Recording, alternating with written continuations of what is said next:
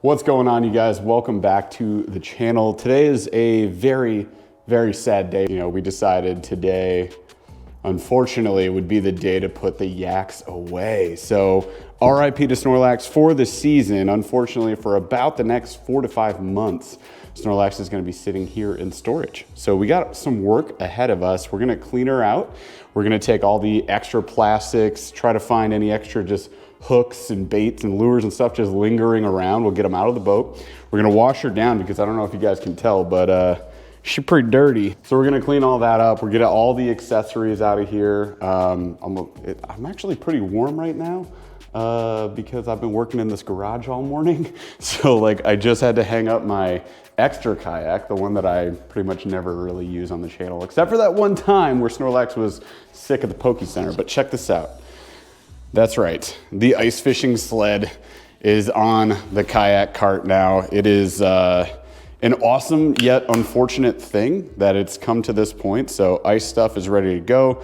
The kayak cart is still gonna host good old Snorlax here for the rest of the season. I'm gonna leave her in the garage and don't really have to do any plastic shrink wrap or covers or anything like that. She'll be fine in here on this cart. This tends to work really well for me. So yeah, I figured today would be a fun little video. You're gonna see what Paul does to winterize his kayak. You'll see what I do to winterize my kayak. Maybe we differ in opinion on a few things. We'll talk about it throughout the video. And at the same time, I think the biggest benefit to this video is that we're gonna go through our current setup, the 2021 setup, and I wanna start talking about 2022 setup. What upgrades should we be making? What are we thinking about? We'll let you guys know. And if you got any suggestions or ideas, obviously, as always, hit us up in the comments. We got a great community here of the Ned Rig nerds, and we love y'all. So hit us up with your opinions in those comments, and we'll think about it. We'll see what we can do for the new year. Hey, by the way, if you guys like the content and you want to follow us into our ice fishing season, going into 2022 fishing season, please subscribe, smash a like, ring that notification bell, and come back Thursdays, 8 p.m. Eastern. We go live right here on YouTube. It's a blast. I have fun every single week, and I'd love to see you there and talk to you in chat. All right, let's set up Snorlax for a nice hibernation all winter long. Let's do this. All right, so first things first, we got to get all the accessories out of here. I'm going to start with anything with moving parts. The potentially most expensive piece of equipment that I have on this boat would be this right here. The second most expensive piece would be this seat. So we're gonna get those out of here so they can go rest up in a nice warm house.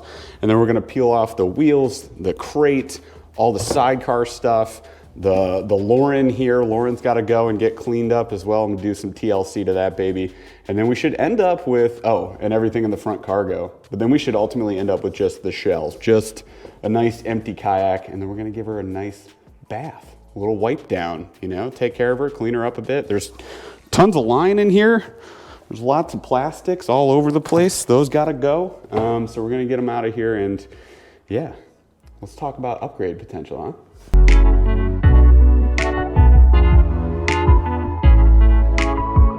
Look at this nonsense. I do not take care of poor old Lauren. I feel bad about it, but not really, because she doesn't find any fish. She's pretty bad at it. This is pretty cool. This is one of my favorite features on the Hobie Pro Anglers, is that this seat, which is an amazing captain seat, very comfortable, and has even check this out, lumbar adjustment with a little boa right there.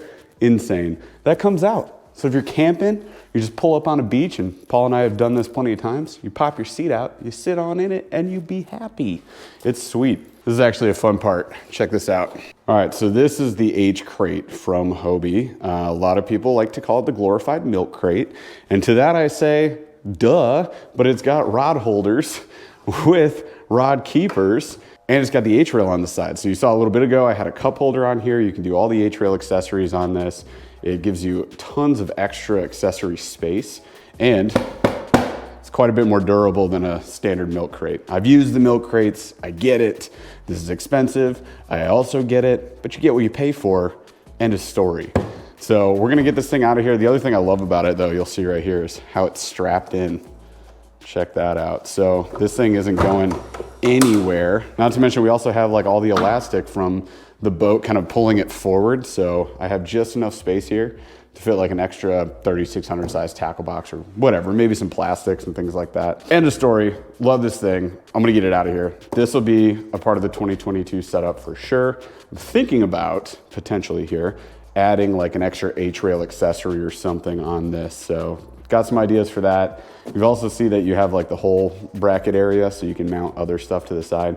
Not sure what else I want. I could get a bump board for the catch board that I have down here. So a bump board holder, not a bad idea. Maybe an extra spot for the net, or a net as I like to call her. And that could hang off of maybe that side, which would be nice because as you can see right now, if it's in the rod holder, number one, we lose one rod holder spot. Number two, it hangs over this and sometimes I go to grab this net and it'll get caught on like the pins or something like that. Not ideal. Haven't figured out proper net placement yet in this boat, which is weird because look how huge it is. I know, I got problems. All right, so net's gotta come out. And then we're gonna look in here, we got our battery. This is where one of the big upgrades is gonna come next year. Okay, so this is the Burly Pro Batarang. This thing is sick because it sits right into this little 9-inch hatch in the back, which is used for nothing else because it's got this recessed portion for the rudder. And on this device, we can hang our batteries, which is super heckin' cool. Battery of choice I've got set up right now is the FPV Power. Yeah, it's an Australian brand, but they have a US distributor, which is Mariner Sales, I think. But anyways, this is one of the upgrades I want to do next year. So here's what I'm thinking. I'm thinking we either stick with the FPV, and they just created a FPV hub. So what we could do is we could rig up kind of a controller unit where we get a bigger battery. They have a 17.5 amp hour battery. So we get the bigger battery, hang it off of this side. This battery stays dedicated essentially to the fish finder, right? Which is also gonna get upgraded next year. And we'll wire this up, run the wires through here on the inside of the boat, and we'll have a controller unit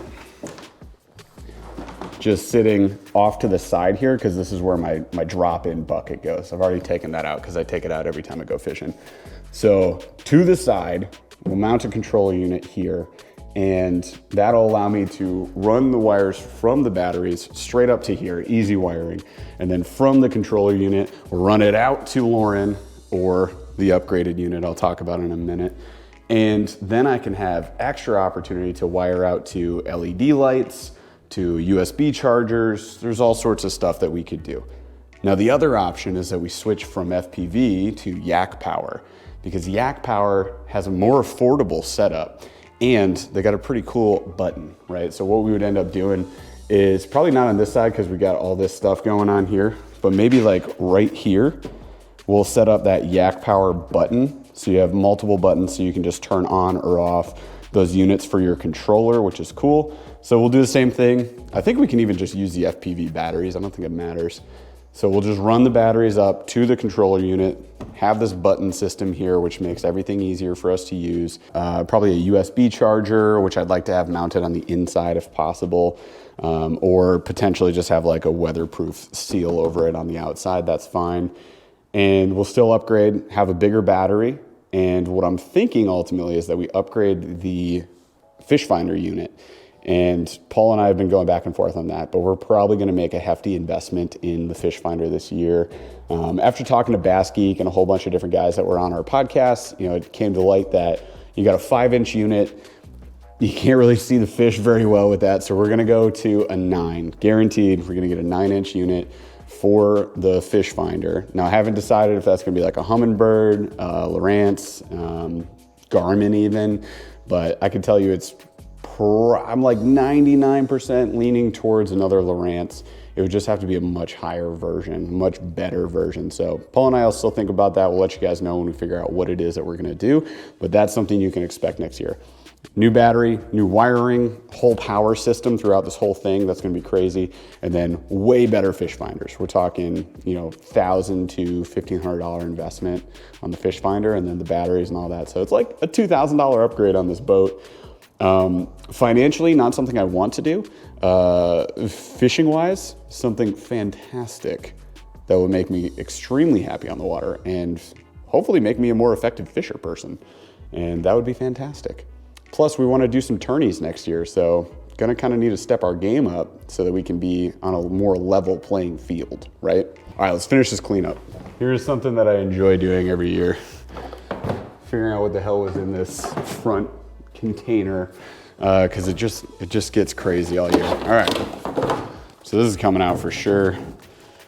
Got our flag, because this hangs off the end of my truck bed. We got our light, in case you get stuck out later in the day. We got our first aid kit, used that plenty of times this year. We got our possibly extremely moldy towel. Let's see if this is moldy. Nope, we're good. That's clean.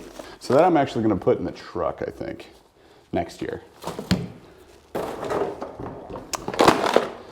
Got our tool kit, that's coming in. Don't want the Allen wrenches to rust. They're already pretty darn rusty. Oh well.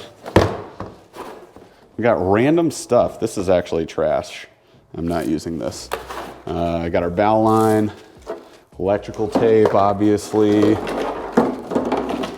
You do not want to leave this stuff out all winter long, so these have to go in.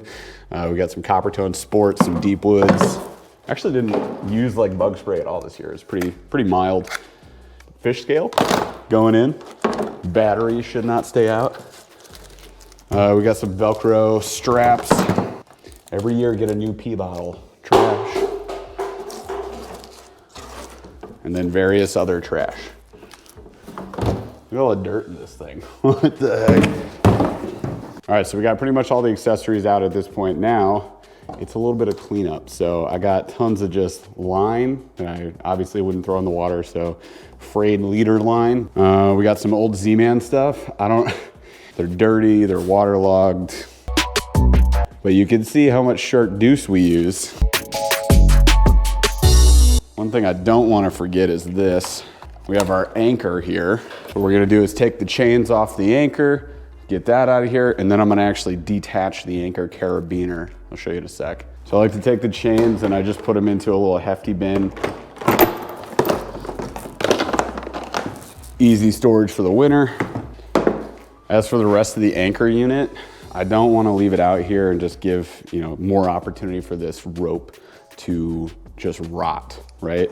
So what I'm gonna do is I'm gonna cut it off. I mean, you can see kind of like how beat up that line is there. Look how frayed that is. I mean, I was about to lose this carabiner anyways. So we're just gonna clip that.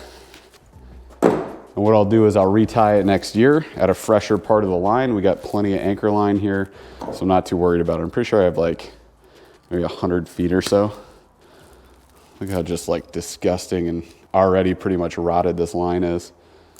So just like to clip all that off. That way we get the carabiner out of here. It's not rusting in here over the winter. And we get our line out. I don't want to deal with that. So get the whole unit out of here. Look at that. Dang, dude. And try to inspect things as you put them away too. Check this out. There's a notch right there. Looks like our anchor line has been just burning the plastic. That's unfortunate. Don't want this anchor line breaking, so we'll double check all the line, make sure we're good. A lot of people do ask about this anchor, so this is the Anchor Wizard. I believe they're local, I think they're here in Michigan, but awesome company. This is a tension-based anchor. This little spool here, you just spin this up, or you loose the tension, and that line, carried by the weight of your anchor, just plummets to the bottom. We choose to use chains. You could definitely use other anchors. Chains never get snagged, so that's why I always go with the chain. I also get the question, why put the anchor at the back of the boat, just off to one side? The reason I do it, and Paul does it, is because we like to drift rivers a lot, and just kind of go with the flow of the wind. Now, it doesn't give you as much control over your positioning, so what's an upgrade we could make next year? We could do a bow-mounted anchor. Something I'll think about. You guys let me know what you think. But if we have 2 points to anchor, it allows you to really control your position a lot better. So something I've considered, it's just having a Hobie 360 drive means you have kind of ultimate control over your kayak. So it's hard to just be like, yeah, let's totally change this up, worry about our anchor points, because I can just kind of pedal up to my spot. Even in high winds, it's not that big a deal. So I don't know, I'll consider it. These aren't too expensive. They're like 120 bucks for the whole setup, so not bad. All right, so I think other than that, I mean, there's various accessories in here. I'm just gonna take everything off. I'm gonna leave the wiring. Not too worried about it. Worst case, I gotta replace some wiring next year. Same with all my rods, so I'm not gonna put these away. I'm gonna leave them out here. They're probably fine. I understand, you know, you might wanna take care of them, you wanna put them inside. It's an insulated garage. I'm not too worried about them, you know, getting damaged just existing for the winter. Pretty sure Paul's gonna put his inside. All right, everything's done. I'm gonna give her, you know, the good old wipe down at this point, give Snorlax a bath, try to get, you know, top to bottom, just clean her up. Definitely not necessary. You can just have a dirty boat. Who cares? I think it's more ritualistic than anything. I'm just gonna miss her for 4 or 5 months. I'm gonna have to be dragging a sled around instead of riding one on top of the water surface. It's unfortunate. All right, let's set you up. Watch me give a little car wash. Gosh, it's snowing like crazy. All right guys, so here's the deal. We're gonna make cleaning as easy as possible. We got the good old Dawn right there. We got some cheap rags. We got the Scrub Daddy, trust me. And then we got this stuff that you can get at any dollar store, I think. LA's totally awesome, crazy cleaning spray. Yeah, this stuff's insane. It's gonna clean the heck out of this kayak. Let's do it. Okay, so I forgot, it helps if you have a bucket of water with a little bit of Dawn in it. That'll go a long way. And we ran out of power wash.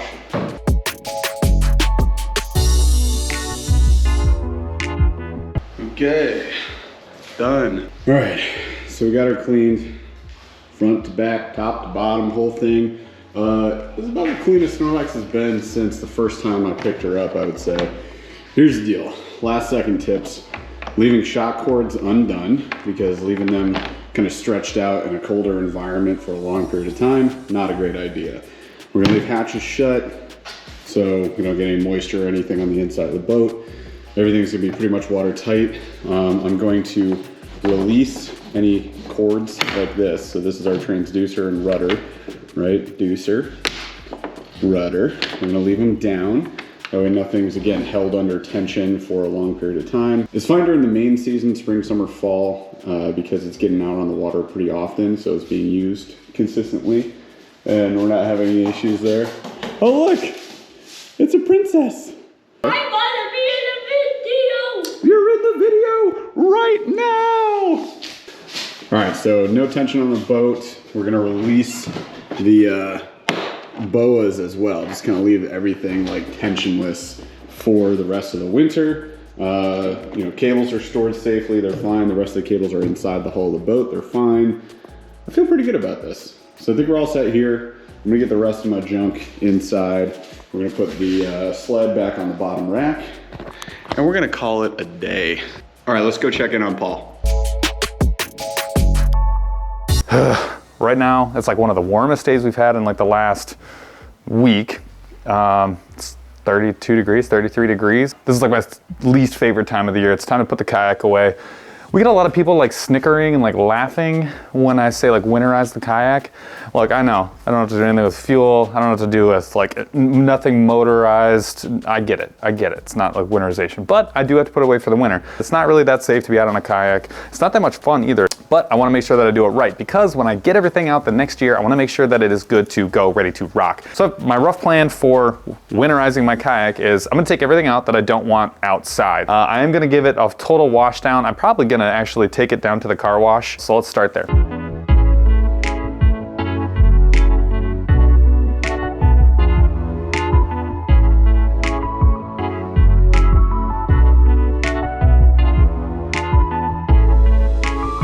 All right, so what has come out so far? Basically anything that's not hard attached is coming out. So what is coming out of here? Again, anything that I just don't wanna have getting cold, hot, cold, hot, cold, hot, cold, hot. So hat, that is gonna go in a different pile entirely.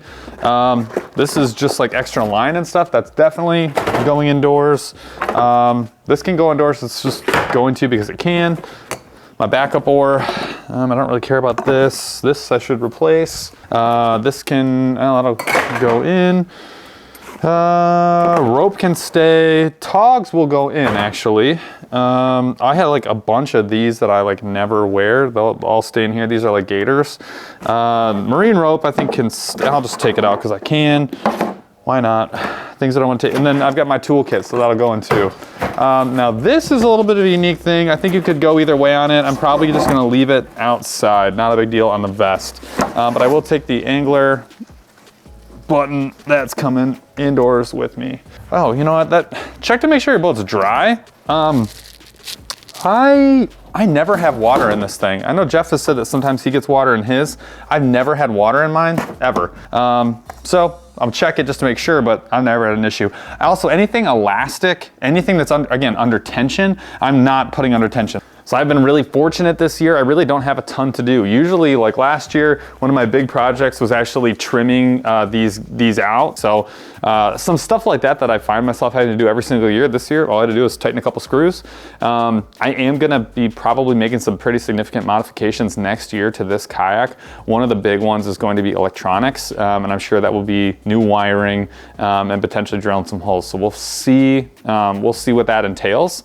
Other than that, I don't have any huge plans right now for 2022, but granted, it's December 21, so a lot can change between now and like April, May, so we'll see what happens. Otherwise, yeah, not a lot to do, pretty easy. So I am going to right now load this up into the truck, and I'm gonna go give it a power wash, so we'll see how that goes.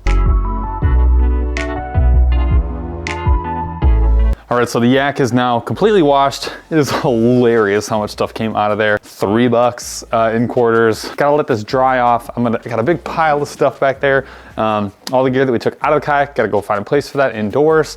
Once that's done, I'm totally done. So all in all, maybe 45 minutes, maybe an hour at the most if you're being leisurely about it. And that's basically the whole winterization process. Not too bad. So yeah, back to Jeff. I don't know, he probably did something super silly. We'll see what he did. All right, you guys, that is it for the kayaks this season. As I said, it's a very sad day. I'm sure that Paul had some parting words as well. But now at least you guys have an idea of what kind of goes into this kayak TLC season after season. You saw what Paul does, you saw what I do. Everything's winterized for me at this point. All the gear's inside, we done, and we're switching over to the ice. So hard water season is coming in soon. It's snowing a heck ton right now. Water temps are completely plummeted, and air temps are going down as well. So hopefully we get a freeze here fairly soon. Sooner than later would be nice. And I mean, realistically, we'll be on the water in 2022. Hopefully more so towards January. Usually it's like late January to February. So we'll see what happens this year, but I'm excited for it. We got some new ice gear to test out. We got some new sonars that I get to use this year. Switched it up from Lauren to Vexillar, so that's gonna be cool. But rest assured, Snorlax will be back when the ice thaws. And I can't wait for that, because I gotta say, the kayak fishing is my favorite type of fishing. As much as I like ice, bank fishing, all of that, the kayak's it just hits different, you know? So we'll be back with more kayak stuff next season. As I said at the beginning of the video, if you guys have any other tips, tricks, suggestions for upgrades and things like that in the future, let us know in the comments below. If you like the video, be sure to subscribe, smash a like, ring that notification bell, and then come back Thursdays, 8 p.m. Eastern when we go live. Love to see you there and talk to you in chat. That's a ton of fun, and you're not gonna wanna miss it. Plus, we do a $25 Monster Bass giveaway every single week. All right, that's all I got for you guys. Have a good day, and we'll see you on the next video.